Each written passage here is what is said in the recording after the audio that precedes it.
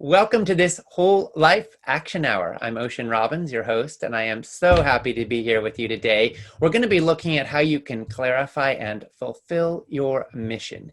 It's been said that the two most important days of your life are the day you were born and the day you discover why you were born. Today, we're going to be looking at that with one of the great mentors, teachers, wisdom holders, and one of the more brilliant humans I've ever met, Justin Michael Williams. We'll introduce him in just a moment. But first, a little bit of context. Do you have a sense of purpose that drives or underlies your life? However much or however little you might be feeling aligned with it right now, do you have a feeling deep down that you were born for something important? Well, the truth is you were. Every single one of us has got gifts to give and things to learn and a reason to be alive. And right now is a time, if ever there was one, with all the craziness that is going on this planet, when you were needed.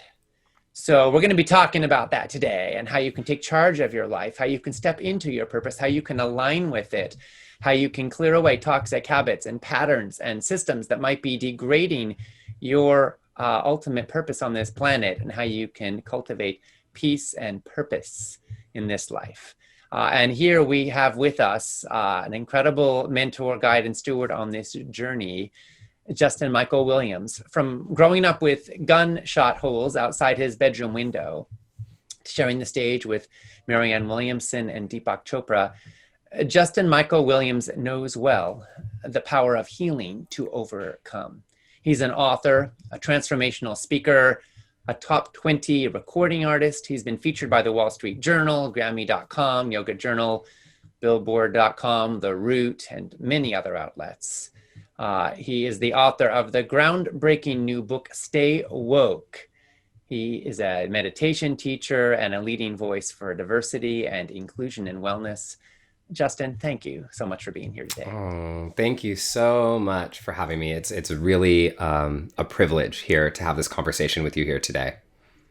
Well, I'm thrilled you're here, and I want to jump right in by asking you, right at the heart of our topic today, how do people figure out why the heck they were born?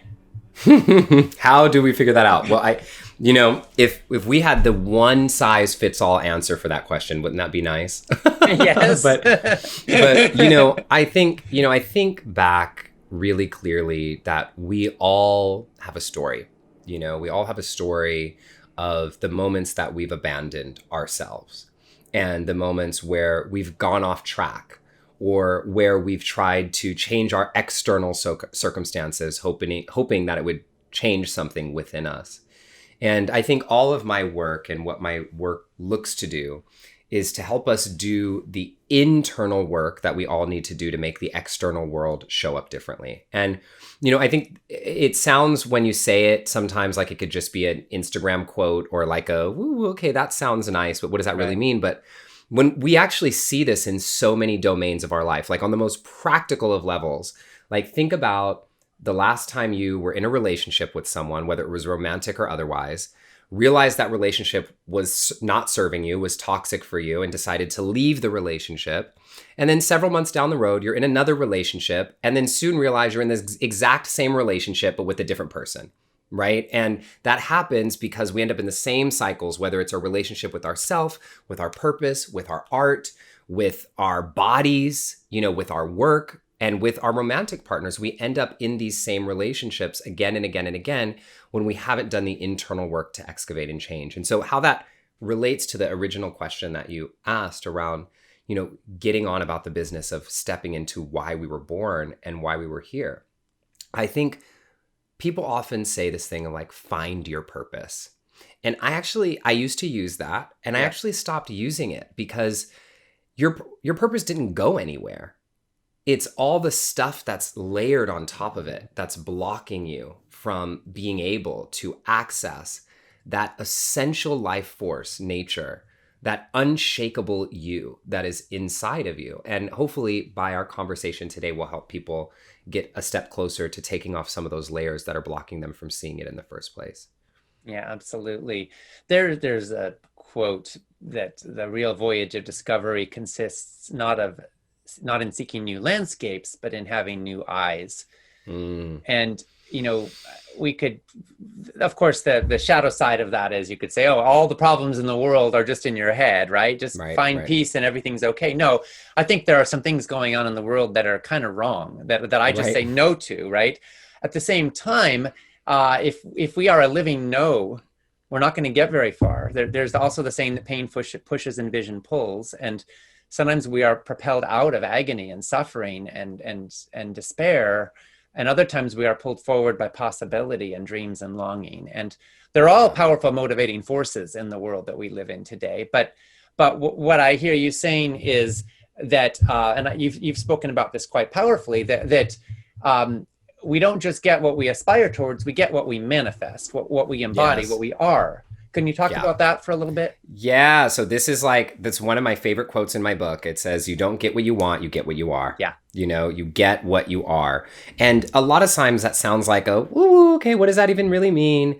But I kind of hinted at it in the beginning about if the change doesn't happen internally at the level of being, then we can't be different externally. And I think this applies not just in our personal life, but also applies collectively and socially and politically. Like, regardless of what anyone's political beliefs are here, this isn't a political statement. It's just saying we can like break down our whole system if we wanted to and try to rebuild it anew.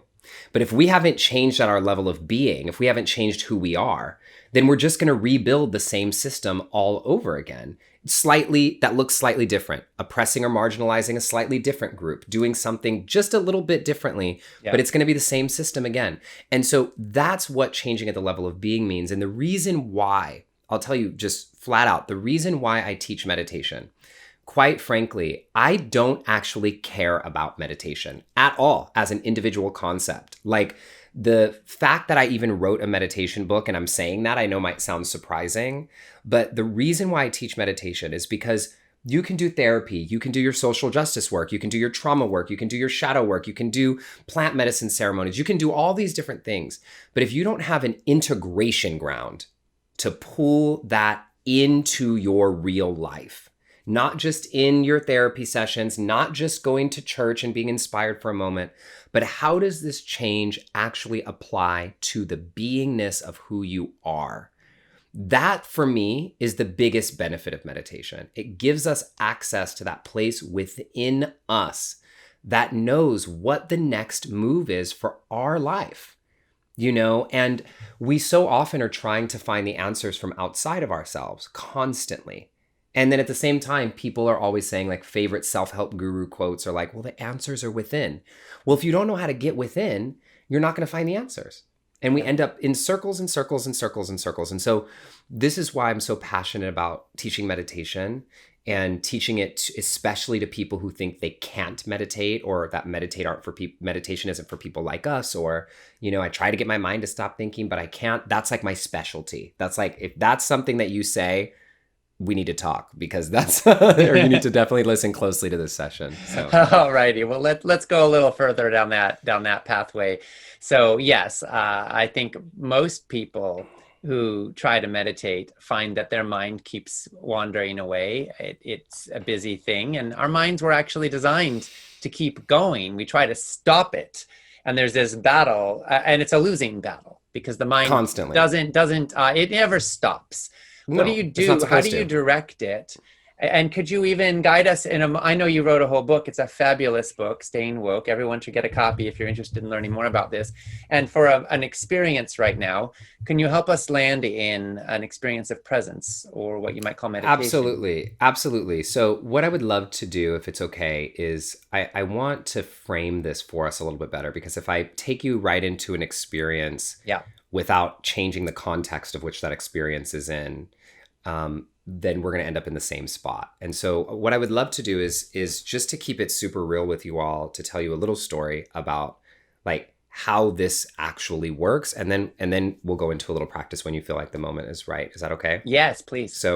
So for me, I know when a lot of people look at me, they see, you know, millennial black queer dude, like that, who's also an author and a meditation teacher. And people are usually like, how did you get into that? Like, and when I tell them Yeah. I'm a musician, when I tell people I'm a musician, they get it. They're like, yeah, okay, you look like a musician, but an author and a meditation teacher, you don't look like one. And the truth is I got into this in the most random of ways, but I grew up, like you mentioned in my bio, in a home quite literally with gunshot holes on the outside of my house, and domestic violence and alcoholism and emotional abuse and physical abuse towards my mother from my stepdad. And we all have our traumas that we grow up with and that we dealt with in our youth. And no matter how big or small they are, like I always tell people, this is not like the trauma Olympics. It's we all have our stuff, Right. And when we have that, we learn to adapt. And my adaptation to that was I'm going to be really smart and I'm going to get the hell out of here and I'm going to make a better life for myself. And the way that I knew how to do that, the only resources or tools that I had at that time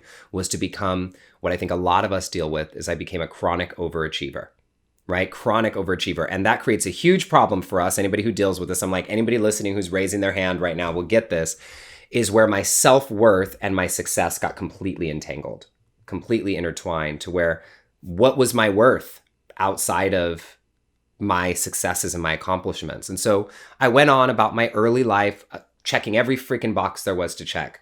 Graduated at the top of my class, got a full ride academic scholarship to go to UCLA, moved to LA, living in this beautiful neighborhood because I had extra money for the first time, come out of the closet. And I looked around and I saw that my life, my world, my external world looked exactly like I had always dreamed of. Literally, everything was even better than I could have imagined. And I had this moment where I had in my freshman year of college developed a pretty severe eating disorder. I was, right now, you can't tell on video, but I'm about 6 feet tall. I weigh about 160 pounds. My lowest in college was 115 pounds. And I had this moment where I was sitting there holding my stomach and I said, how is it that my life looks exactly like I've always dreamed of? I've checked every box, I've done everything, and I'm still miserable. Yeah. How am I still miserable?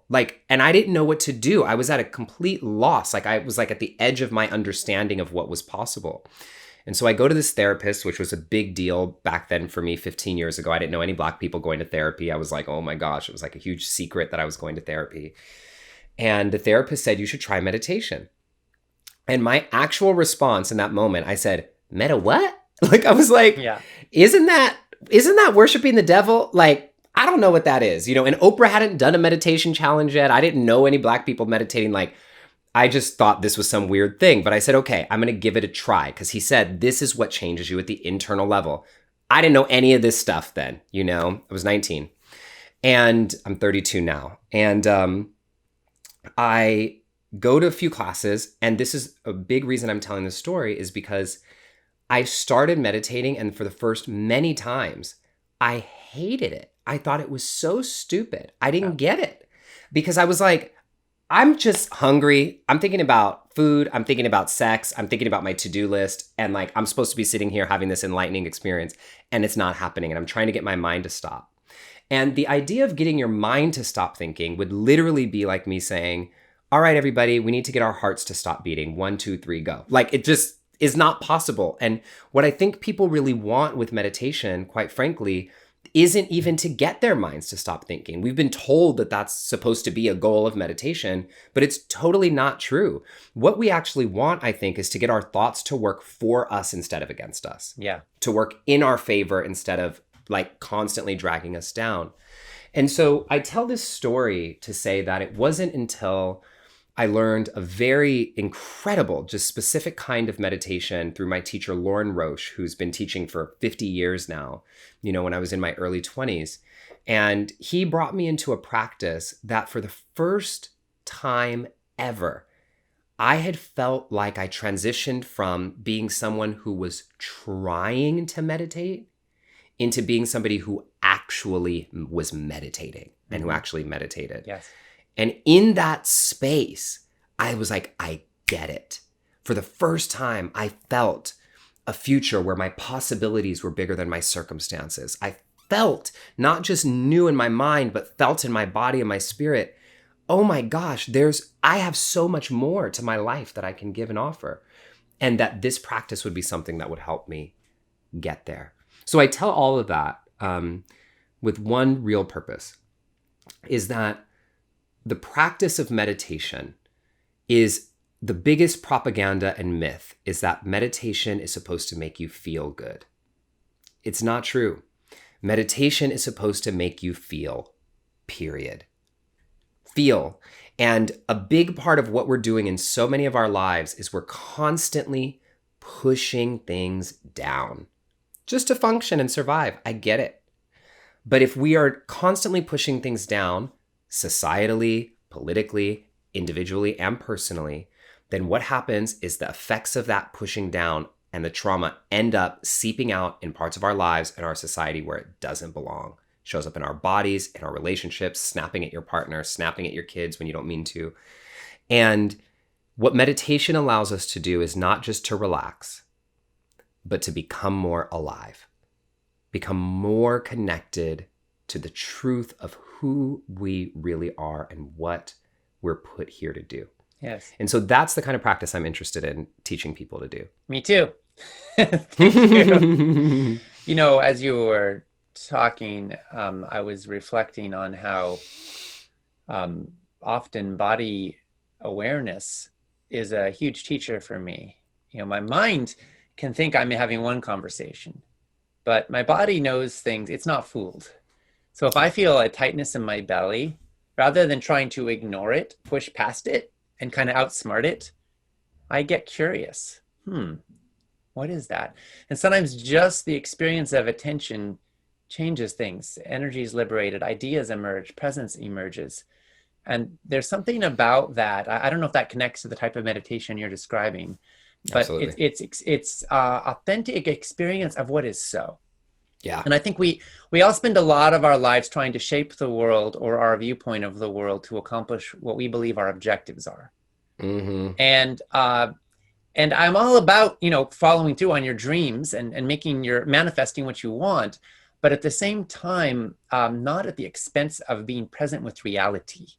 Right. Not in a way that actually takes us further from reality. And right. So I'm curious how that lands for you. Does that resonate as well? Yes, in every way. And because if we are not truly present with reality and we're spiritually bypassing it or doing all these different things, then we actually lose the possibility to affect what's really happening, you know? And if we're not present with what really is, then we can't actually impact or change what really is. Yes. And this is what, you know, happens in our lives individually as well as with the collective. Like, I think for so long, the mindful or the spiritual and wellness community has been like, oh, we're just going to send love and light. I'm like, let's do that. And like, are y'all looking at what's happening in the world right now? Because it's not working. Like, we have to do something else, you know? So it's the both. Fearless awareness is what I like to call it. Yeah. Okay. Thank you. So, okay, I'm sure we've piqued a lot of interest here. So can you give us a little deeper dive into, you talked about it was a specific type of meditation practice. Yeah, let's do it. So how much time do I have to guide you all through? Would we be able to get a taste in like 5 minutes or something? Oh, yeah. Okay, I can do something. Okay, cool. Perfect. So here's what I like you all to do. So first, get comfortable. And when I say comfortable, I don't mean like meditation picture comfortable. I mean, and not like church comfortable. Get actually comfortable. So if you're watching this and you need to slouch, you need to sit down, you need to like lay back in a chair, put your back up against a wall, start there. Because if your body is not comfortable, your brain can't relax. One of the biggest myths about meditation is people think you have to like sit super tall and straight. And oftentimes, if you're not comfortable, then you can never actually get into a state of meditation. So, and if you want to sit up tall and straight and that's comfortable for you, go ahead. So we'll start there. And then what I invite you to do is place one hand over your heart and the other hand on top of that, feeling right into the root of your love. And then take a deep, full breath in and a breath out. And when and if you feel ready, I invite you to close your eyes. And if you want to keep your eyes open, you can do that as well. Just keep like a soft gaze where you kind of blur out your eyes and stare off into the distance so you don't get too distracted. And now on the count of 3, exhale everything out of your system through your nose. 1, 2, 3. Exhale everything out and come to completely empty. And now to my count of 4, inhale for 1, 2, 3, 4. Hold for 1, 2, 3, 4. Exhale 1, 2, 3, 4. One more time. Inhale 1, 2, 3, 4. Hold for 1, 2, 3, 4. Exhale 1, 2, 3, 4. And now just breathe normally and get even more comfortable if you can. Just softening into your body even 5% more, just a little more. Even 5% counts. And I'm going to invite you into a short visualization with me. But I want you to remember as we visualize that some people visualize with images by seeing like pictures or movies running in their minds. But some of us don't see pictures or images that well at all. Some of us imagine with sound, hearing things. Some of us imagine with smell or taste or physical sensations kinesthetically or even an emotional change. So as I'm asking you to imagine, know that if you're getting fuzzy or incomplete images, you're not doing it wrong. You're doing it right. Just notice what else you experience using all of your senses. Let's begin. I would like you to imagine a future version of yourself who is living the life of your dreams. And notice where you land. Notice where you land when I say that. In this vision, you have the body you've always wanted, the money you've always wanted, the relationships you've always wanted. You look and feel the way you've always wanted and dreamed of. And if that feels impossible, good, because if we can't think beyond our current circumstances, we can never live beyond our current circumstances. So let yourself go there. And notice in this vision of your future self, is your future self indoor or are you outdoor in this vision?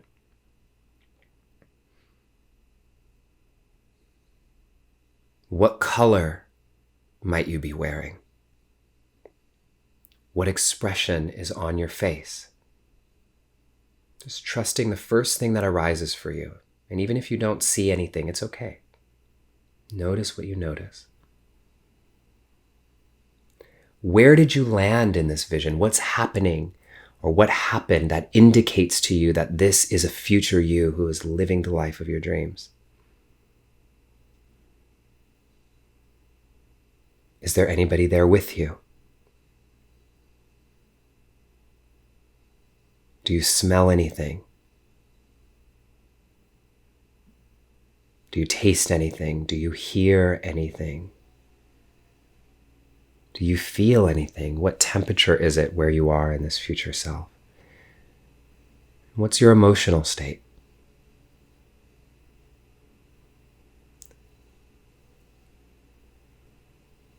And now I'm going to ask you a question, and I want you to answer this question using 1, 2, or 3 words. Here's your question. As you look at this future version of you who is living the life of your dreams, what energy do you need to cultivate more of in your life now, today, to become closer to being that person that you see in that vision? I'll ask it again.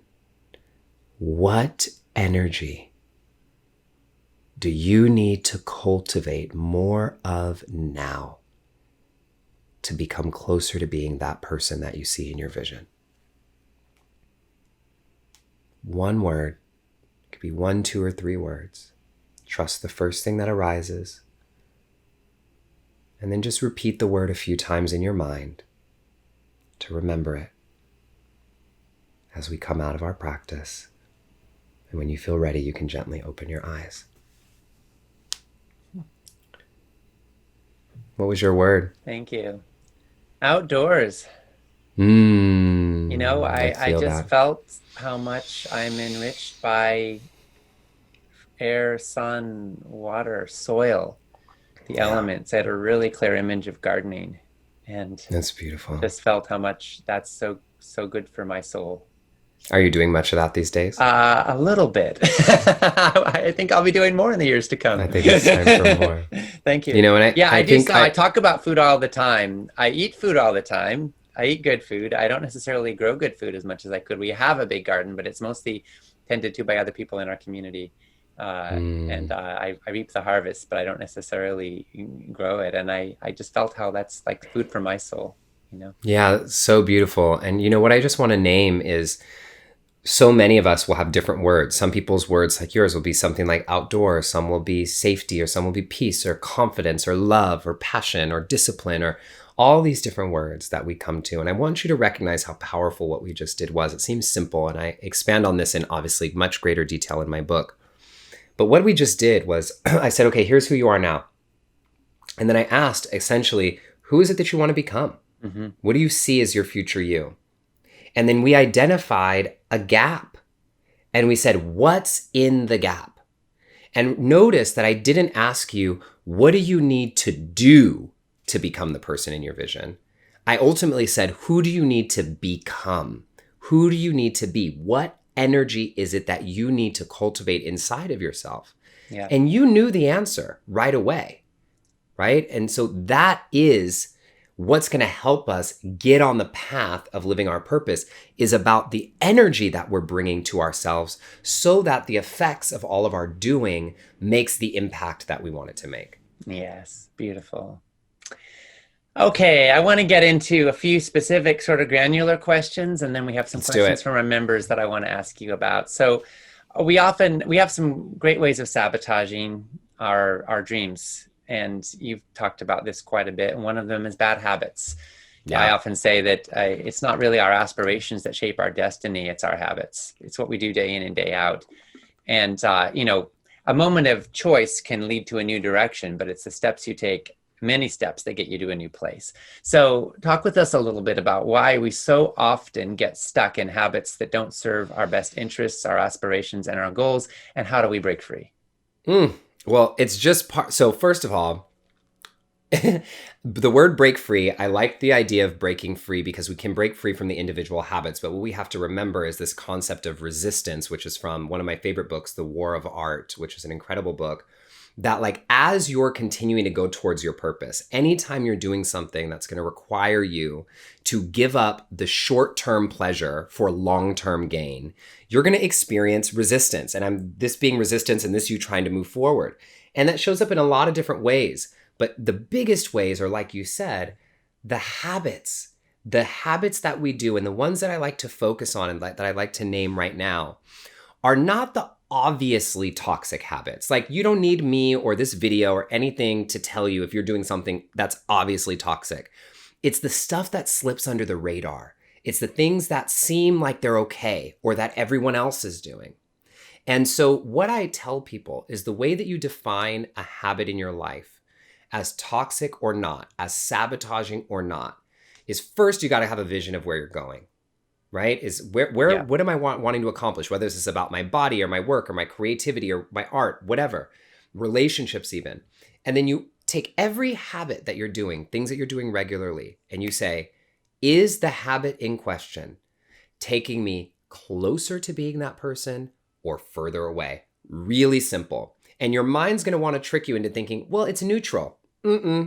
Nothing's neutral. Every single thing that you choose to do is taking you closer to who you want to become or further away. And so in this way, most regular things are neutral. Most things are not toxic by default. Yeah. But it's our relationship to them. So things like watching television, is that toxic? No. But if you're somebody who says, I've had this business idea that I always want to start, or I have this workout regimen that I always want to do, but I don't have time.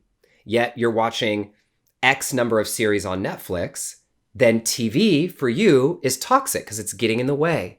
We can look at social media and alcohol and what foods you're eating, for Yes. example, which is super relevant here. Yes. Like, is eating this particular food bad? No, probably not.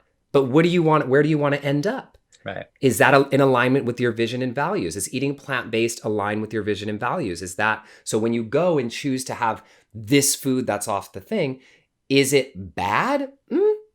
But is it taking you away from who you want to become?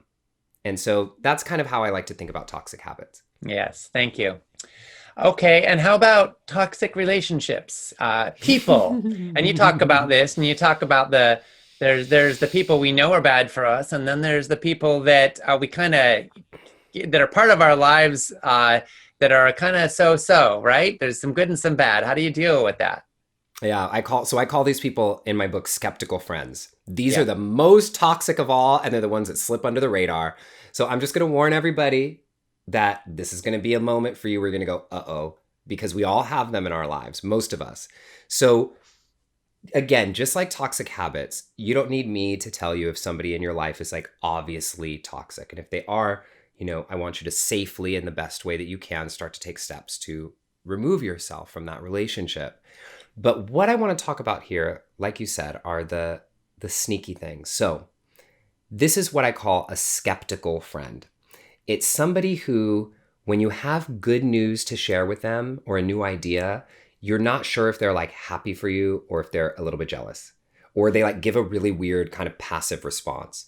Or it's somebody in your life who always wants to play devil's advocate every time that you have something to do.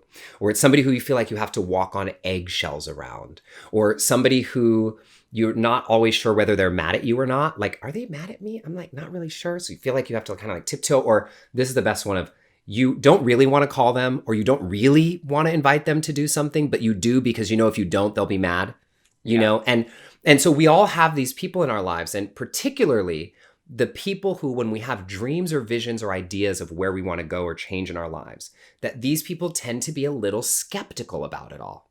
And the reason these people are so toxic is because all it takes is one skeptical comment from someone you trust to completely take you off track, to have something you're excited about. And when we're growing and when we're evolving, we're in this fragile state because it hasn't fully manifested yet. And so the energy of the ideas are super permeable.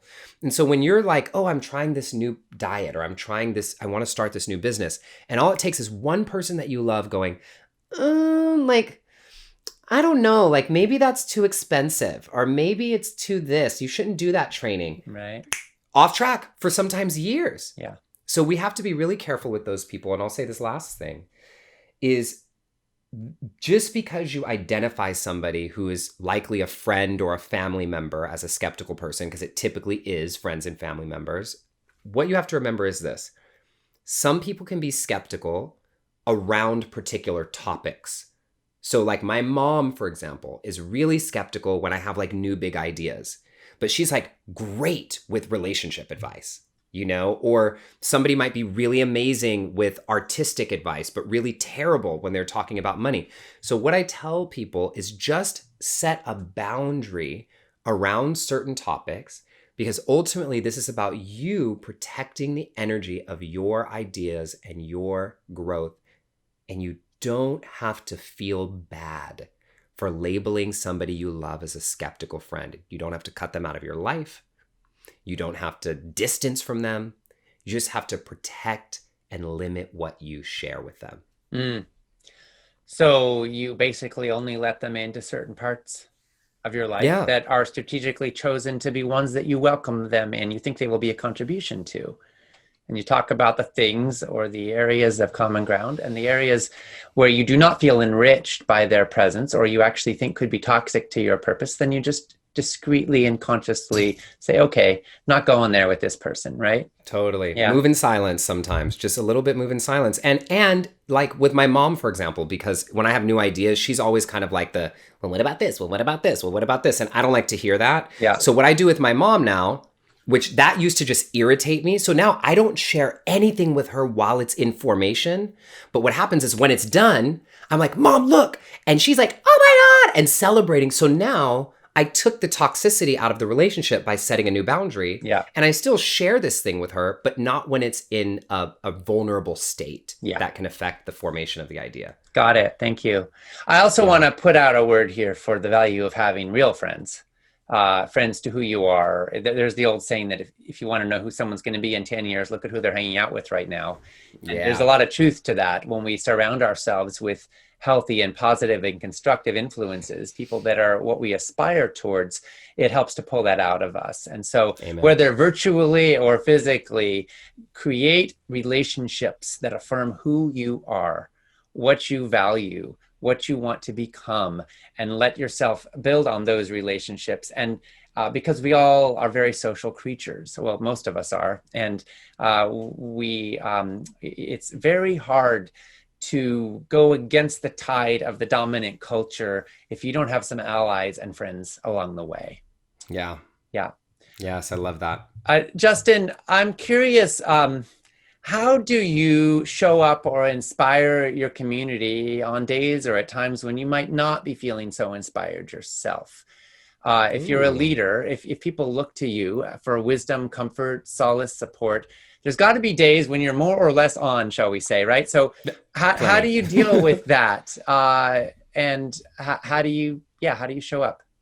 So the true answer to this question, and this is, I don't know that anybody's ever asked me this question publicly, so I actually really appreciate, I've answered it in private, but never on a public platform. And I'm so grateful because people need to know this.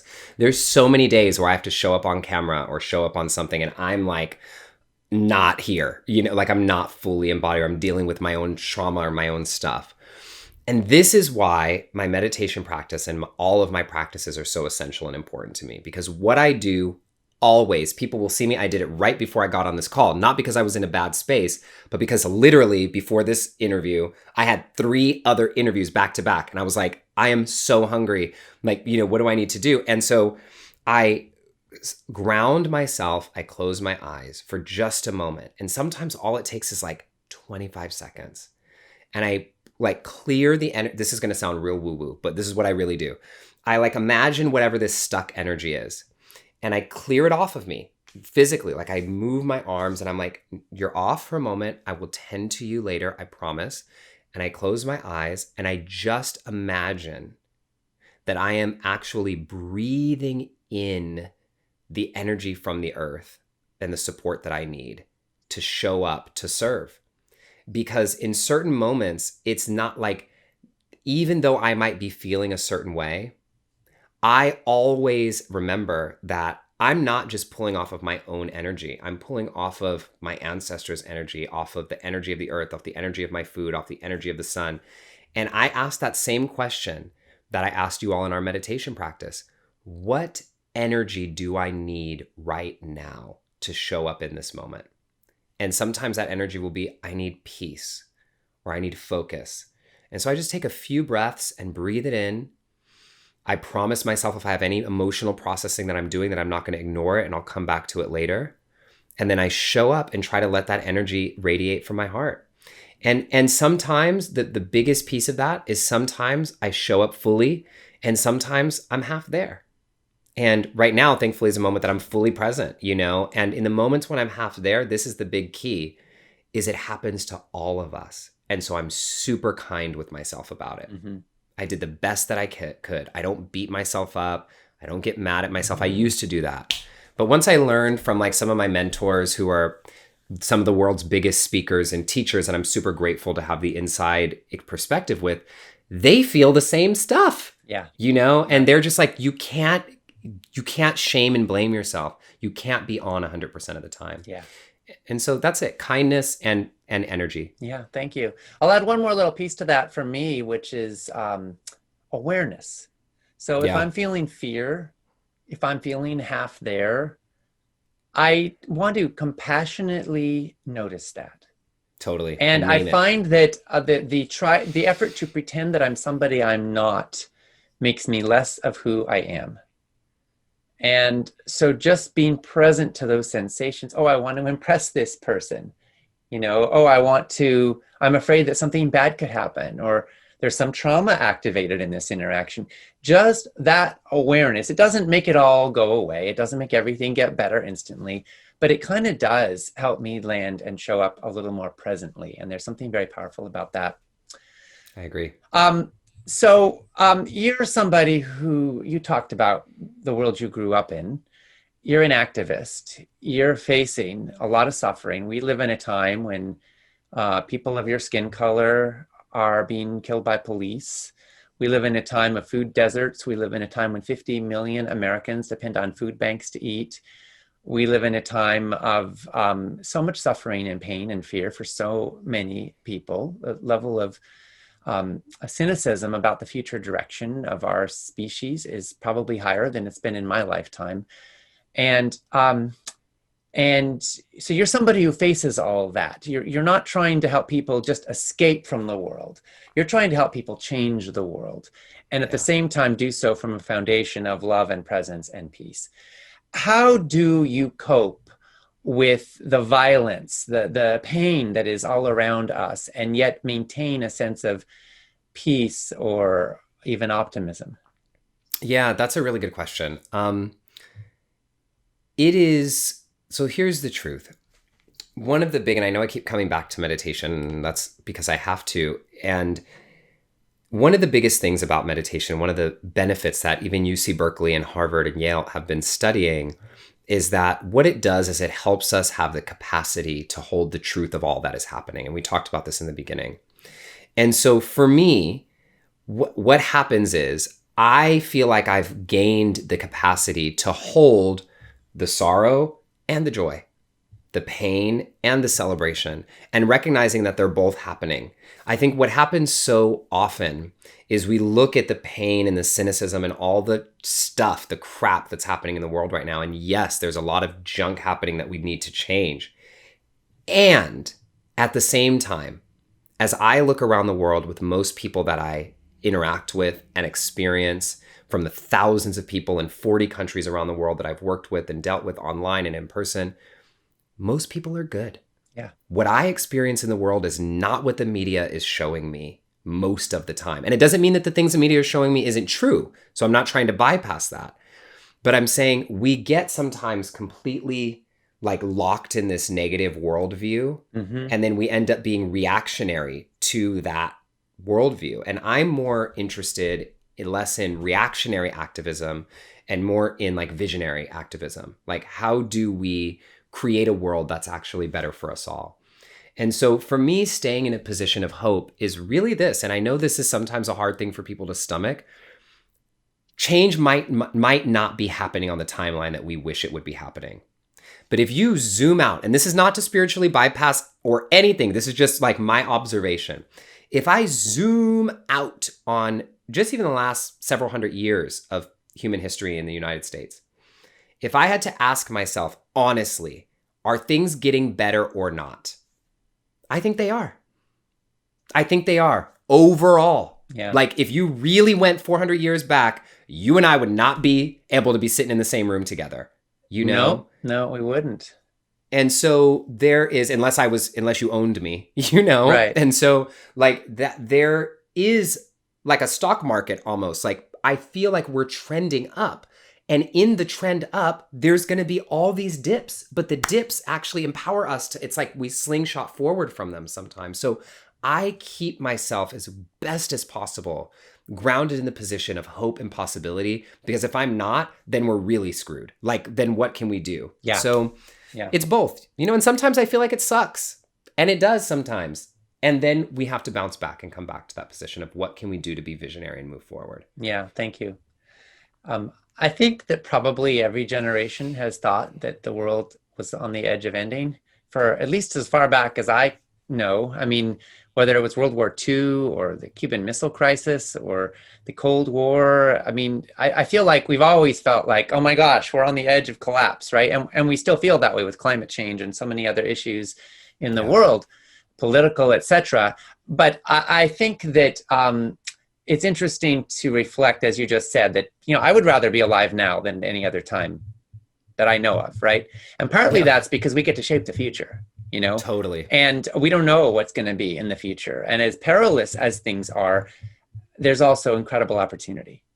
The way I look at it, hope isn't really a noun. It's more of a verb. It's not something that comes from sitting on the sidelines, analyzing the data, saying, oh yeah, everything's going to turn out okay. Then you're on the hope fear roller coaster. But hope comes from the actions we take and the way we live. And my experience has been that people who are active, people who are engaged in the affairs of the world in a constructive way, have a lot more hope than people who are not. So Totally. the next time you're sitting there watching the news or reading some news story and feeling cynicism, despair, and fear, ask yourself not why the heck is everything so messed up in the world. Ask yourself, what can I do? Like, how can I do something positive? It may not be something positive at the national political level, for example. It might be something like planting a seed or telling someone you love that you care about them. But when you are part of healing and transformation, you reclaim your soul and your place in it all. Justin, we're nearing the end of our time. I want to ground it a little bit in food, because that's our focus here in Food Revolution Network. Yes. How do food or diet help us stay aligned with our mission and calling? Or can you say a few words about the importance of food and nutrition in life's purpose?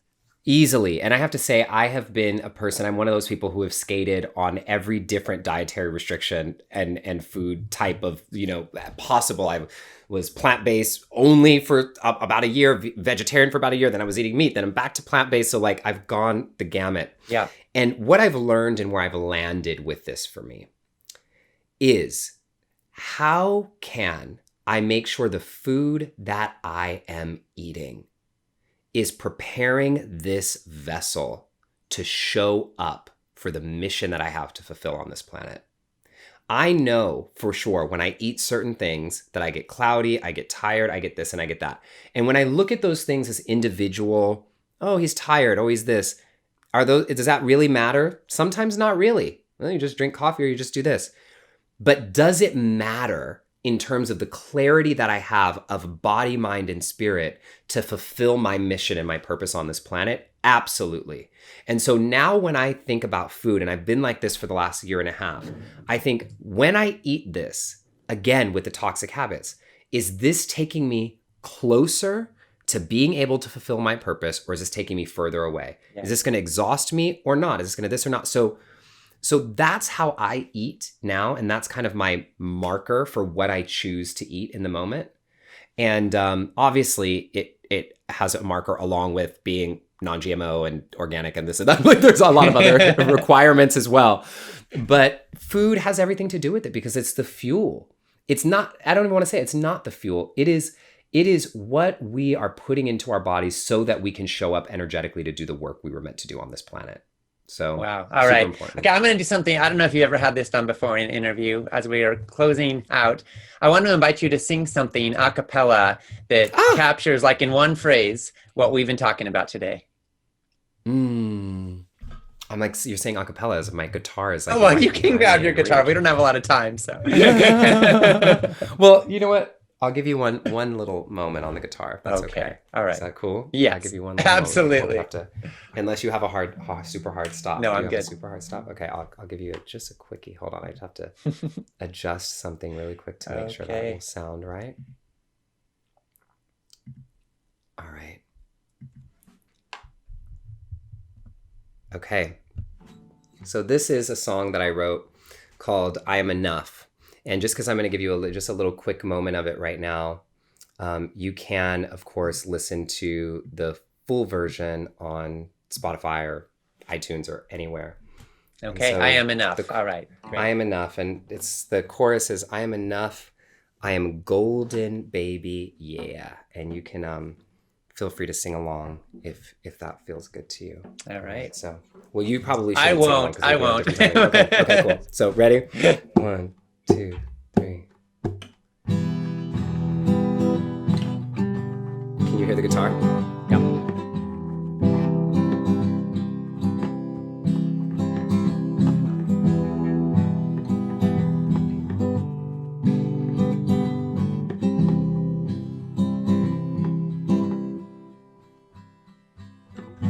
Little boy, don't cry. You've been in pain. Enough. Oh, little girl.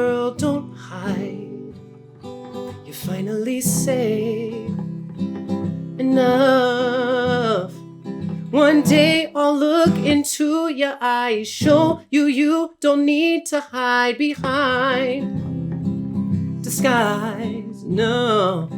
Spread your wings, you're terrified. Don't be afraid, you're born to fly. I'm by your side, yeah. I am enough. I am golden, baby, yeah. I am enough. I am enough. I am enough. Oh, I am golden, baby, yeah. I am enough. I am enough. No, you are enough. You are golden, baby, yeah. You are enough, no matter what you're going through. You are enough, no matter what's happening in your life. We are enough.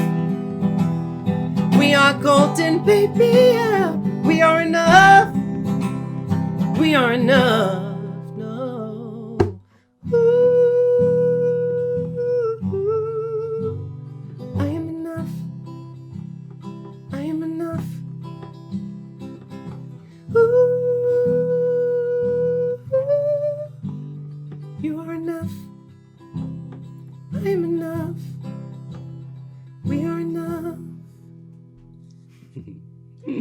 It's a little moment for you all. And I think what I want to make sure I say in closing is that, no matter what you're going through in your life right now, no matter what you're dealing with, no matter who you love, no matter what color your skin is, no matter how much money is in your bank account, is that you are enough. You are not deficient. And just because you want to grow and change and evolve does not mean that you are broken, and that you are enough to make the change in your life and in the world, to step into the fullness and the dignity and the capacity that is your birthright. So thank you so much for having me. It's really an honor and a privilege. Thank you. We've been talking here with Justin Michael Williams, author of Stay Woke, a meditation guide for the rest of us, musical artist, meditation teacher, inspiration to so many. And Justin, thank you so much for being here, for who you are, and for the wisdom you share. It's been a joy to share this time with you and with all of our audience. Wish you a beautiful day. Thank you so much, brother. More Thank soon. you. Bye. When it comes to cancer, Alzheimer's, diabetes, heart disease, and other chronic illness, what really matters isn't how many books you read, how many webinars you attend, or how much you know. What really matters at the end of the day is what you eat and how you live. The science has given us what we need to know. Now it's time for action. It's time to implement and optimize your healthy lifestyle. It's time to get results. It's time to say goodbye to confusion and hello to clarity. It's time to say goodbye to bad habits and hello to good ones. It's time to fall in love with foods that love you back. It's time to join a community that will support you in achieving your goals. It's time for Whole Life Club. Click the link to find out more and to join in now.